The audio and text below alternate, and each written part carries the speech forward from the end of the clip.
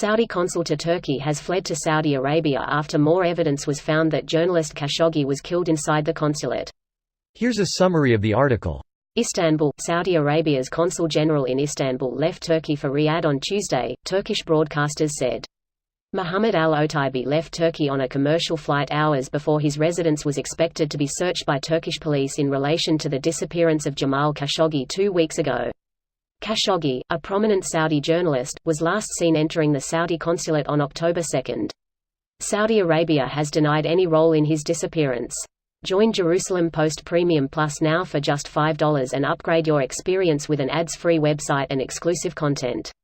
This post received a score of 15,143, with an upvote ratio of 96%. Here are the top comments in response to this article. Jamal was killed because he said, "We deserve better," aspiring to make a better life for his people, and this is the response. Literal murderous barbarism. Wahhabism is a deadly cancer and is rampant in Saudi Arabia, and the West openly kisses the feet of the Saudi royal family and protects them. The Saudi regime will kill anyone who talks about freedom in Saudi Arabia or talks against Wahhabism. Trump openly hugs and kisses a radical extremist Arab crown prince. The Arab crown prince situation reminded me of Enron. We thought they were striving for progress, but it turned out that they're garbage human beings with short fuse and absolute lacks of filter and patience. Also, agree about Wahhabism. Most scholars consider it as the most vile Islam sect. They also often destroy mausoleums, even the one for influential Muslim figures. I mean, how do you crush a culture so rooted in their Islamic morality? Wahhabis control Saudi Arabia behind the scenes. Even if the royal family wants change, it cannot because that would conflict with Wahhabism, and the royal family would be dethroned.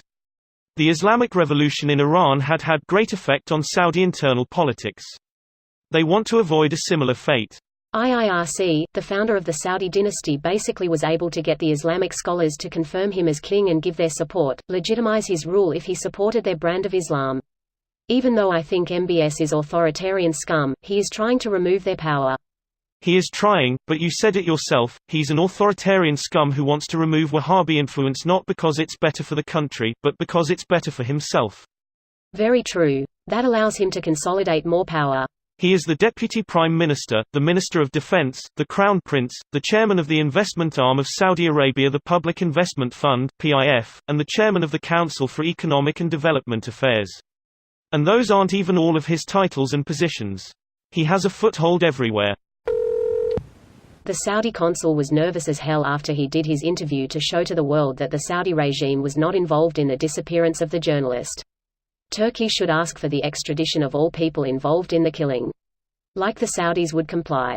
They already threatened to tank the world economy if anyone tries to punish them. These people are fucking savages. I mean, what evidence do we need anyway? The dude went into the consulate, and didn't walk out. It has been weeks. Did he somehow evaporate? Did he tesseract out of there? What is the other conclusion that we could arrive at, and why are people squirming around trying not to just say that Saudi officials straight up murdered the guy? This video was automatically created by Reddit to speech. The article and comments in this video were selected from Reddit according to their upvotes, and any paraphrasing was performed by smry.com, without any human intervention.